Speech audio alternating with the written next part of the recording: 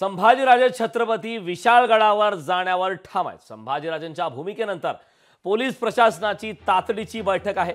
गडावर न जाण्यासाठी संभाजीराजेंना प्रशासनातर्फे विनंती केली जाणार आहे।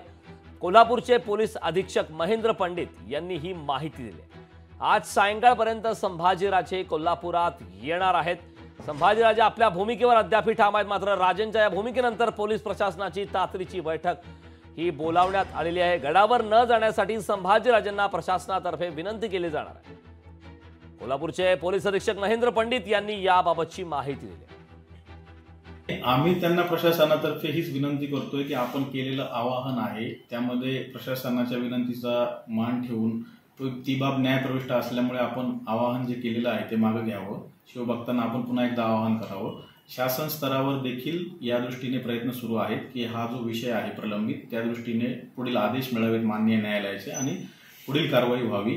तर ते त्यांनी केलेलं आवाहन आहे त्यांनी ते मागे घ्यावं किंवा शिवभक्तांना पुन्हा दुसरं आवाहन करावं याबाबत आम्ही विनंती करतोय त्यांना।